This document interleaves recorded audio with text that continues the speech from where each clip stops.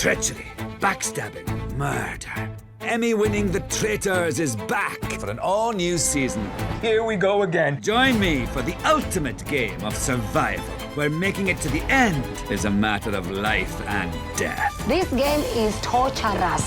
I can feel my blood pressure rise. If you carry on with that cocky attitude, you might get yourself in trouble. Oh, I've missed this. The Traitors, streaming January the 9th, only on Peacock. Hi, I'm Chris. And I'm Jeremy.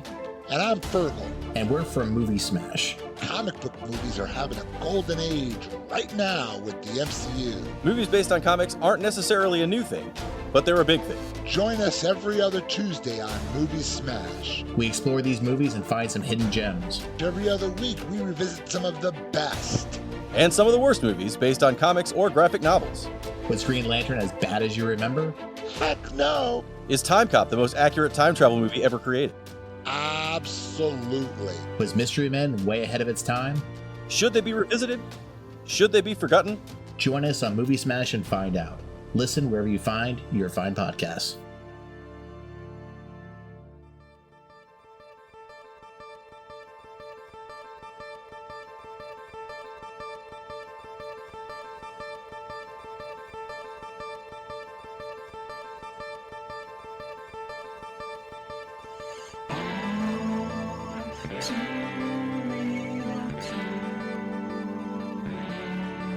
Okay, everybody, welcome to the latest episode of All Too Real 2. My name is Michael E. Cullen II, and with me, as always, is... Sesame, don't tell anyone about what you saw, or I'll kill you, Encarta. Whoa, whoa, whoa, whoa.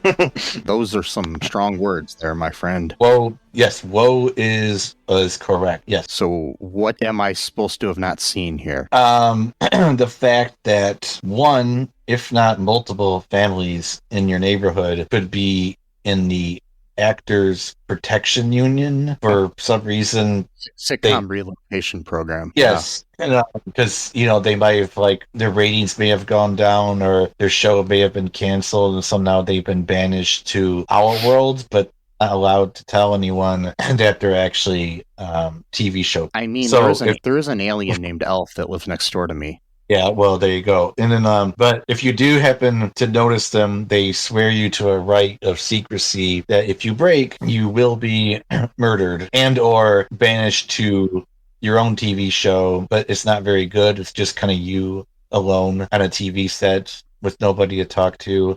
All the food is fake. It's all props. But you don't need food because you're a TV show character. And you just stare at the fake cardboard cake and you're salivating over nothing. You're salivating over a cake that you know does not exist, you can never take, and you just live in that existence for all eternity. So not really good. I was going to say, somehow this sounds slightly better than my real life. I was just joking. At least you're on a TV set. Yeah. I mean, it's like the weirdest form of kidnapping I've ever heard of, but yeah. Very strange, yes. Yes. So today, folks, if you haven't guessed by the title already, we are covering a short-lived sitcom, the pilot of a short-lived sitcom, well, the second pilot of a short-lived sitcom that was entitled Hi, Honey, I'm Home. This was an American television sitcom that ran from July 19, 1991 till July 12th of 1992 for 13 episodes. So for the first 6 episodes, each week a new episode of the series aired on ABC as part of its TGIF lineup, and then the same episode would re-air on Sunday night on Nickelodeon as part of its Nick at Night lineup, which was called the First Instant Rerun. Yeah, so after the 6th episode, ABC stopped airing it, and the rest of it was just aired on Nick at Night, and then eventually it was canceled in July of 92. The series was actually filmed before a live studio audience at Nickelodeon Studios at Universal Studios, Florida. So, yeah, which I've been to, but yeah, before it no longer existed. The show starred... Well, actually, first, it was created by Rick Mitz and Penny Stallings. It stars Charlotte Booker as Honey Nielsen, Stephen C. Bradbury as Lloyd Nielsen, Peter Hans Benson as Mike Duff, Julie Benz, who people may know from a lot of shows, including a stint on Buffy and Angel. As Babs Nielsen, Danny Gura, who people may know from Superstore as when he was an adult. As a kid, he was Chucky Nielsen. We had Eric Kushnick as Sidney Skunk Duff. In the original unaired pilot, his character was actually played by A.J. McLean of the Backstreet Boys. Before he was in the Backstreet Boys, obviously. And then we have Susan Sulla as Elaine Duff, the mom to Skunk and Mike. So, initial feelings and thoughts and emotions that were dredged up in the bottom of your soul from this episode. It was pretty good. I liked it, really. I don't know if any stirred up feelings from my soul bubbled up, but you know, it was decent. I thought it was all right. It was funny. Had some good banter. Kind of reminded me of Pleasantville, but like the opposite of Pleasantville, sort of. Where instead of the characters going into the world of Pleasantville, or maybe I don't know, whatever. It just reminded me of. It is the opposite, basically, because this is like a sitcom coming into our real world as opposed to real people going into a sitcom. Yeah. It was like one of the first things of like meta. You know, people talk about meta. Everything's meta. You know, that's kind of what it made me feel like. But yeah, I could see myself watching this, you know, at Nick at Night or something, you know, like maybe in the summer night, you know, we could stay up a little bit later than usual and just sort of have this on in the background, or, you know, watching, like, oh, it's, you know, like maybe doing something else. Maybe you're playing a video game on a different TV, or maybe you're drawing or whatever, and you look up and people with 2 TVs. What the hell? No, I was gonna say, not really. Actually, I was just trying to come up. Like, wait, no. I'm like, that's not even true. I was like, wait a minute. And that's why I had to change. People who had a Nintendo TV and a regular TV. That's what I'm saying. I was like, wait a minute, it's not even true. I was just like, you know, just drawing or playing. I don't know what I did when I was 10. I can't remember, but yeah. And I could barely remember what I did last year, let alone when I was 10. I don't even know what I did last night. But anyway, so well, that's not good. Wait, who am I? What the fuck? There's a microphone in front of me. Where the hell did this come from? Joe Biden gave it to you. Well, yeah. Wow. Well, you see here. No. See here. Corn pop. Anyway, so the show was pretty good, I thought. It was ahead of its time. I mean, I think a lot of the show it influenced things that came after it, like you said, with Pleasantville, and I also think with WandaVision. So yeah. So because I mean, the whole idea of being living in a sitcom world sort of thing is kind of similar in a way, but yeah, it's to protect yourself from the evil of the world. I wouldn't mind living in a sitcom. It would be nice, you know, as a change of pace, you know. Yeah. Can I live in a sitcom? What if, like, you had the option for, like, let's say, like, a quarter of a year where you got to live in any sitcom that you desired, and that, but nothing bad would happen within the sitcom. Like, if you won't die in the sitcom type of thing. Like if you do die, you don't actually die in real life. It's not like that movie Virtuoso with Denzel Washington, where they're fighting crime within the virtual reality. Yeah. What's that? Oh yeah, sorry. Virtuosity. Yeah, Virtuosity. I love that. I mean, I don't love it, but I used to watch it a lot when I was like 12. Probably shouldn't have been watching it at that age, but Brett Leonard from Toledo. Some dude from Toledo. Yeah, some dude from Toledo. I wouldn't mind watching it again. I guarantee I would not like it watching it now at this age, but at the time I always liked it. But like, I don't know, like, let's say you wanted to be on, like, I don't know, Leave It to Beaver or Happy Days or Saved by the Bell or whatnot, and like, let's say a quarter of the year, you know, you get to live in that, and so it just kind of like, you know, take your problems away for a little while. And by the way, you could divvy up the quarter. Can I go back to being a teenager and live in Boy Meets World and date Topanga? I guess. I mean, maybe. I don't know. And then you're going to have to, like, you know, go up against the wits and banter of Corey, though, who plays, like, marching band music or some shit for his girlfriend. I don't remember what. No, opera. It was opera. Yeah. And it was the manual to his parents' car. Yeah. But you do get to divvy up the quarter of the year. So it doesn't have to be like all at once. Like, you don't have to do it 3 months in a row. You can like do 1 month and then maybe wait a few months, and then you could do like another. So that way, it's not like you're like, oh shit, like that quarter of the year's over. Now I got to spend the next 9 months living in the house. Can I change the sitcoms so then I can date Kelly Kapowski. We're working on that right now. We got some contract we have to work through. We're not set yet, but that's what the plan is. Yes. We got different networks. We have to, do contracts. It's not simple. We got ABC wrangling with us for an extra mil. Then we got CBS who gets jealous of ABC. So then they're asking for another 2 mil. Yeah. So, we're working on it. But as of right now, no. Unfortunately, you cannot do that. You can only choose Is one. this TV part show. of the metaverse that never really happened with Zuckerberg? Well, Zuckerberg actually copied that from us, and so yeah. And the reason why it didn't go through is because we threatened to sue him. It was a secret sue, though. Nobody talked about it in the media. It wasn't reported on, and so that's the reason why it was a secret sue. Yes, it was a secret sue. That sounds like a name for a show. There we go. It's a new show for you, Secret Sue. It's a woman named Sue plays a secret life as like a assassin or some shit. I don't know. Yeah, that too. Yes, Secret Sue. Well, that would be called the Secrets of Sue, probably. But Something. Secret Sue would be a sitcom where. Okay, so I got it right now. Just let me riff because I'm going to come up with something great. So Secret Sue is actually a sitcom that takes place in the 1930s and early 40s, where she's the American of German descent, but she plays a fake role of being an SS, but she's not really. That's why I call it Secret Sue. You get it? You get the double entendre I'm doing here, and then she reports back to the American government, telling them like, oh, the Nazis are going to do this. They're going to meet at this. Town hall or whatever, and all the big players are going to be here. Make sure you drop a bomb on whatever, type of thing. So that's it. Secret Sue. That's the new show coming out. Last night at a wedding I DJ'd, I played a German marching song that was popularized by the Nazis. Are you serious? Is that really true? Yes. Oh my god. It's a long story, and I'm not going to get into it here. But wow. So yeah. So anyways, Honey, I'm Home. I mean, yes, it's a good show. Yeah. No, it is. It's not to be confused with Heil, Honey, I'm Home, which we reviewed last year. Make sure to listen to that episode. Yeah. Speaking of Hitler and the Nazis. Anyways, So what goes down in the town to turn your frown upside down?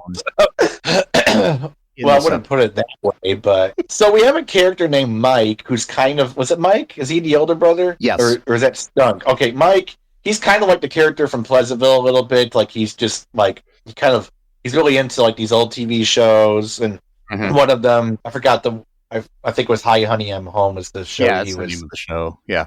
Yeah. And his mom, is kind of like, hey, can you help me out here? I work all day and you expect me to make dinner for you. Can you like at least, set the table? And he's like, come on, Mom. Typical teenagers bullshit, whatever. And so he's like, blah, blah, blah. I forgot why. Somehow he ends up going next door. And first off, we get our first sign of the real world, where there's a homeless person, going through the trash in the backyard of the Duff home, Mike Duff and everybody else Duff, and the Duff family. The Duff family, and then we have a scene where Skunk, the younger brother, comes in. He's holding this like elaborate lamp that he stole from somewhere, and one of the they realize she's got a petition that she wants to have signed, Mrs. Duff does, and so they realize that there's neighbors next door, so she wants to go over and welcome them and see if they want to sign the petition. Right. Yeah, and so they it says, and they say, yeah, we can, I can warn them about the crime in town, and it's like, yeah, Skunk is the crime in town, whatever, but yeah. Exactly. So yeah, your son, the crime in town. Yes, another sitcom that will develop one day. The son, the crime in town. Yes, it's like an after-school special, actually. Yes. I mean, Skunk's like basically out of an after-school special here. I mean, he is. See, in my critique of the show, I'll get into things later, but that I thought could have made the show a lot better. So basically, they go next door. She has this petition she wants to see if they'll sign, and the petition is for the right to choose. So yeah, so abortion. topic. Yep. Yeah, and it's like she goes over there, and Honey, the Nielsen mom, asks like, what the right to choose what, and Mrs. Duff is like, something about like, was it like silverware patterns or something? Yeah. So no. Yeah. But basically, what goes on then? She's like, oh, they get kind of weird or whatever. Mike shows up and he recognized them. He's like, I don't know, there's something weird about them. And then he comes back, I think, and then eventually, he kind of finds them out, and they're like, okay, like, you can't tell anyone and we'll kill you. They didn't say that, but like, you can't tell anyone because we're like stuck in this reality because they canceled our show, or maybe the ratings were low or something like that. Don't remember which. And we're like kind of like stuck here until we can get back if like they put the show back on, or if the ratings go up or whatever. So then Mike is sworn to secrecy in this sort of like secret society they got going on there, and she could turn things into black and white. So apparently there's like occultic magic involved here as well, similar to WandaVision. she had like a remote. Remote, yeah. It's a remote called a turnerizer. That's right, turnerizer. It's very creative. Turnerizer. Well, there's a reason behind it, which I'll talk about towards the end. Yeah. Okay. A remote powered by magic, though, essentially. So, and particularly black magic from the Darkhold. So, there's a whole section in the Darkhold that's specifically about remote controls and how to manipulate them via means of magic. It's actually the most boring chapter of the Darkhold. Like at the very end, fine print. You need like a magnifying glass to actually read it. It's not very Sesame. Yeah, I think you're going insane. Am I? Well, maybe. It's been a weird weekend from a lot of people. I'm in a Facebook group and I'm being gaslit like all crazy in there, and so I think it's seep into my mind now. I'm just letting you know the Darkhold's not real and it can't hurt you.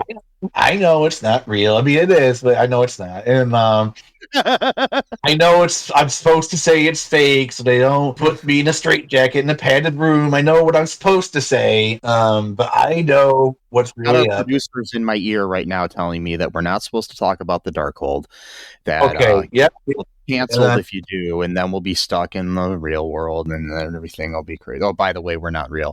Anyway, so but yeah, the not real world, not the TV show Real World either. That would be another interesting show you could get stuck in, but that's not really cool because it's like not really a TV show. So it would just be like a reality show that you're stuck in. It's a TV show. It's just not a scripted TV show. Well, I mean, it's probably scripted because most reality TV is partially scripted. So partially.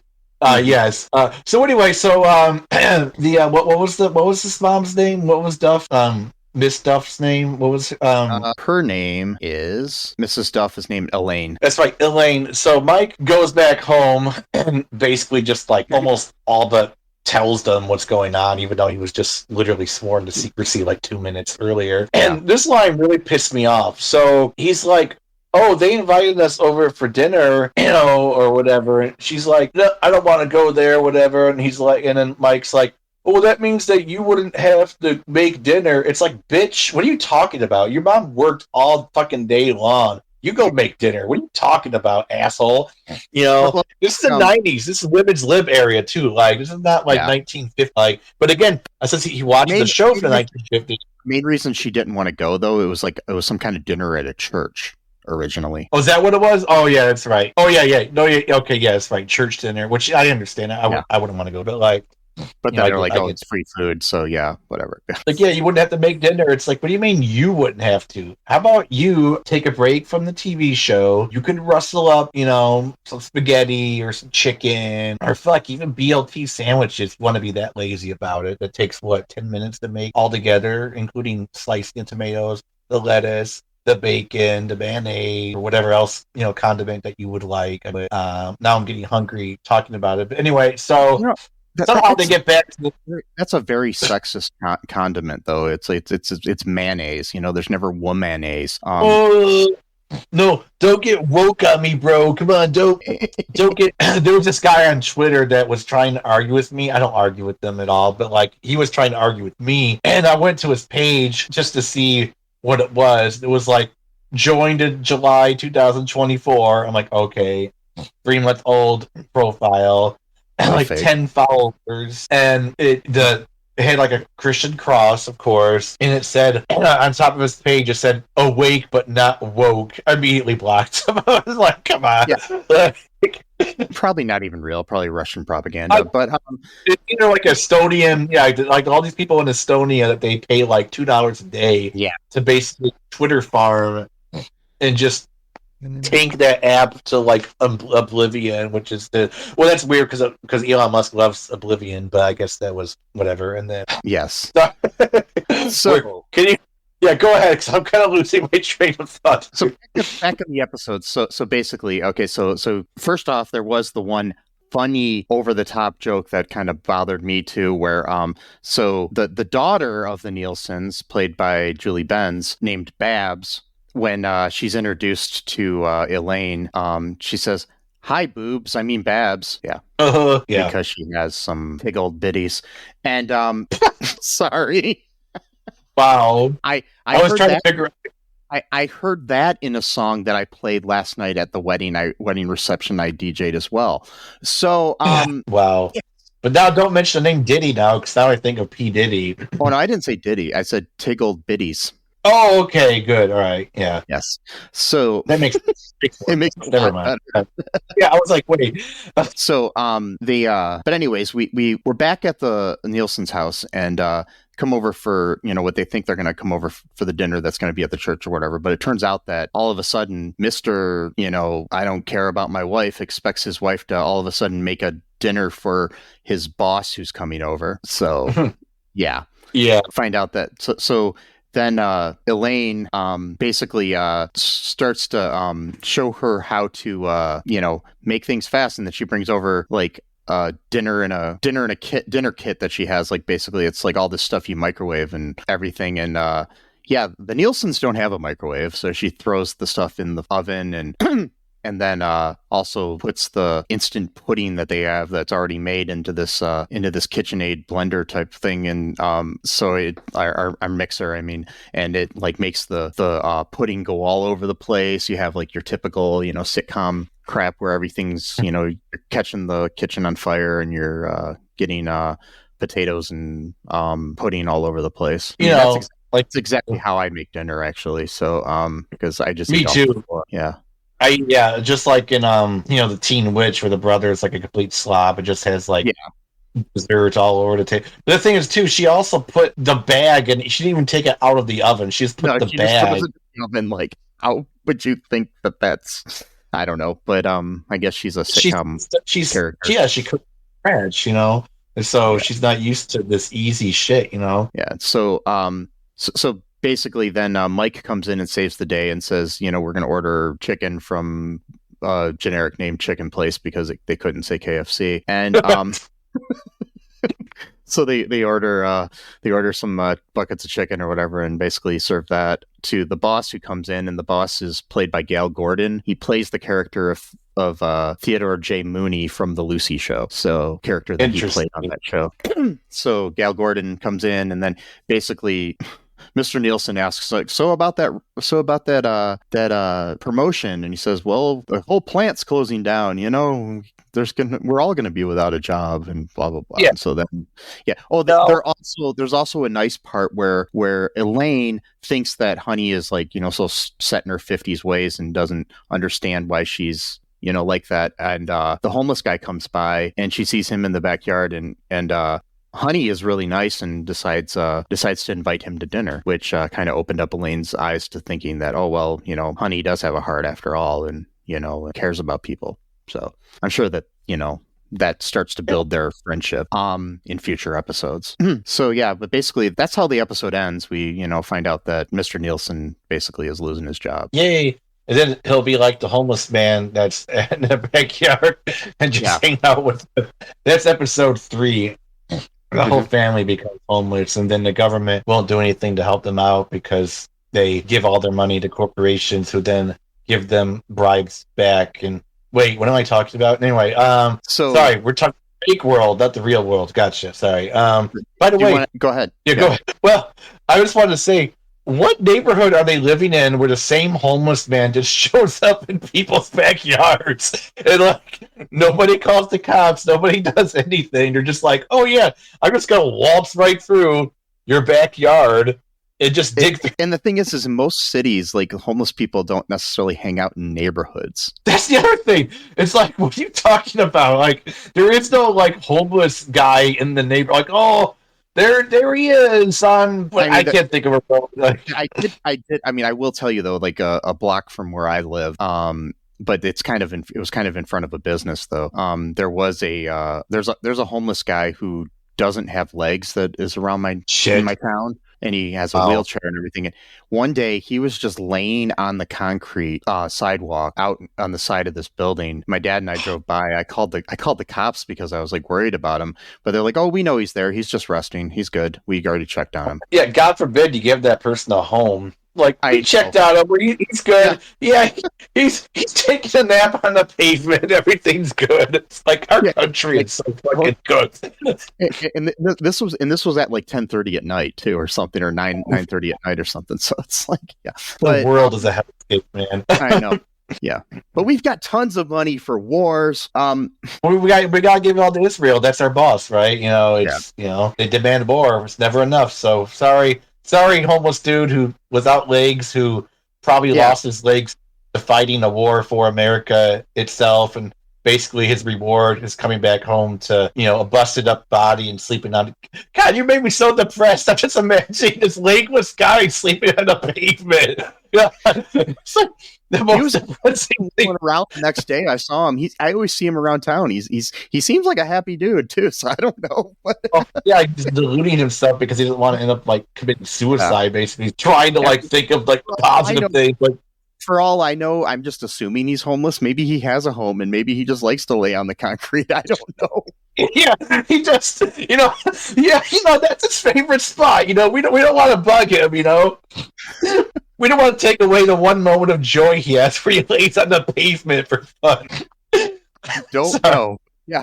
So, anyways, that's true. Do you want to hear some trivia about Hi, Honey, I'm Home? Yes. Okay, so.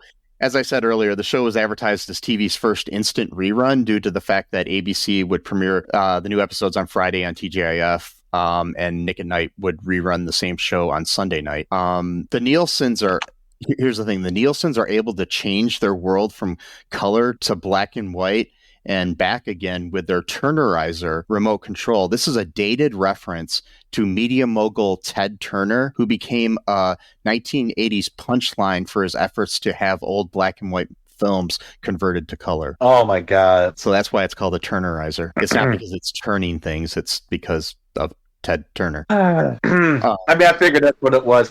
Isn't he also the guy who founded CNN? Or is that?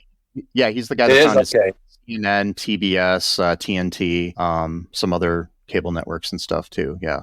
So we can thank him for the 24-hour news cycle that's pretty much destroying all of the world. Yes, we can. Yeah. Yes, we can. Good job, Derek. Yep. Oh Lord.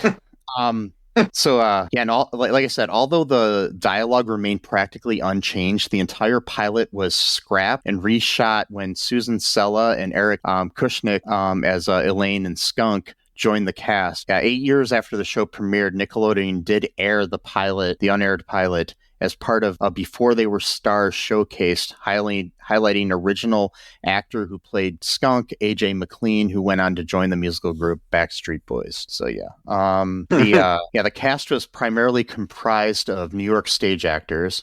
Charlotte Booker, who played Honey Nielsen, cited Gail Gordon, Mr. Mooney, from this episode as her favorite guest star. Not only was Booker a fan of the Lucy shows, but she also got to spend additional time with Gordon since he appeared in both versions of the pilot. So she got to work with him twice. Okay. Yeah. At MTV Networks, now Viacom, produced the series and sold the first run rights for 6 episodes to ABC, which was looking for low-cost summer programming. The premiere garnered high ratings, but quickly dropped off, so ABC opted not to option the rights to the other 7 episodes, which were exclusively run by Nick at Night. Yeah, and it was shot at Nickelodeon Studios in Florida. The show was spoofed in a pair of animated short films, included as a part of Spike and Mike's annual festival of animation. The first Home Honey I'm High, spelled H-I-G-H, featured rough pencil drawings of a family uncannily like the Nielsens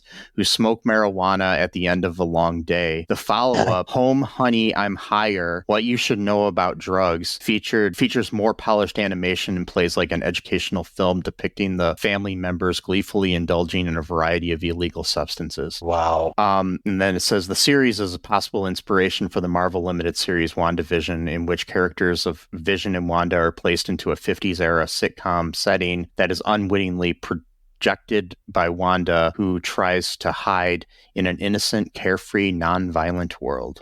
Mm-hmm. So yeah, that's our trivia. That's the trivia. Plus, too, with the boss coming over for dinner, that was part of the WandaVision. Fucking up dinner in the kitchen. But then again, that was probably a lot of the TV shows did that kind of thing. That's like a stereotypical sitcom. Yeah. Plot trope or whatever. Yeah. So yeah, any other thoughts about this before we wrap things up here? Wrap it up like a Crunch Wrap Supreme from Taco Bell. Now I'm hungry. Did I mention I'm hungry? Now I've been not eating that much lately. I'm just not that hungry for some. I eat like one meal a day now. It went from 2 meals now to like 1 meal and like a couple of snacks. I'm losing so much fucking weight. And then now for some reason I'm like really hungry. It's like your body's catching up to you or something. Yeah, it is. No, it is. Because I'm just not hungry lately. I can't force myself to eat. I'm not hungry. You know what I mean? Like, just can't do it. That happens. I mean, I'm like that a lot. Yeah. But any final thoughts on Hi Honey I'm Home? No, not really. I would just recommend you watching it. You know, like just YouTube and find the episode and just give it a watch. Plus, it's got really cool. I think all 13 episodes are on YouTube, so that's cool. Yeah, so you could watch the whole series if you wanted to. Yeah, all right. Binge it up, folks. Binge it up. Binge it up. Yes, yes. I mean, I think it was a show ahead of its time. Honestly, I mean, with the meta aspects and the whole way that it kind of inspired. I mean, because this was like, I don't know, I would say like probably about 7 years or so before Pleasantville, and obviously, you know, like almost 30 years before WandaVision. So it's, you know, yeah. And I mean, it is kind of cool to see in his small role as Chucky Nielsen, Danny Gura, who goes on to be on Superstore. So it's kind of cool. Right. He's a Facebook friend of mine. So if you happen to listen to this, Danny, good job. All right. I liked this. Nice. Yeah. So, anyways, I think that's about it for today. Yeah. Okay, folks. Okay. Okay. Yeah. And, just remember to go check out all2real2.com for all the stuff about us, all of our social media links, all of our links to our Patreon, our links to our TeePublic, where you can help support the show. Also, a good way to help support the show is to go give us a 5-star review on Apple Podcast. Give us whatever kind of review you can on Spotify. You know, do it up like that. Go visit your neighbors and have them sign a petition to to listen to All Too Real 2. You know, find out if they used to be in a sitcom, you know, you can meet them, you know, people don't meet their neighbors anymore. I'm starting to finally, you know, do with mine. And it's actually really, really nice to actually know people that actually live close to you versus our atomized society where we have more in common, like some random dude in Seattle, Oregon, than like the guy who lives 2 doors from me, you know? Yeah. Yep. Seattle's in Washington. Sorry, Seattle, Washington. Never mind. Yeah. Yeah. I was like, wait a minute. You know, I was like, when you said that, I was like, that doesn't quite sound right, but it's close. But yeah, Portland, Oregon is near Seattle, so it's kind of near. Seattle. I think Seattle's one of those cities that probably are in other states. It's like one of those unique, you know what I mean? Yeah. Mm-hmm. You know, can I have like San Francisco, Indiana, you know what I mean? Or something like that. You know? Yes. I mean, there is a Toledo, Kansas, and there's a Toledo, Ohio. So, anyways, folks, just remember these things here that I love you. Don't tell anyone. Or we'll kill you. Sesame loves you. Mm-hmm. Trans lives are human lives. Free Palestine. And until next time. Bye-bye. Thanks for listening to All Too Real 2 podcast, a Cullen Park production. Produced and edited by Michael E. Cullen II. Music by Matthew Hawes. Subscribe and share the show. Visit us at cullenpark.com.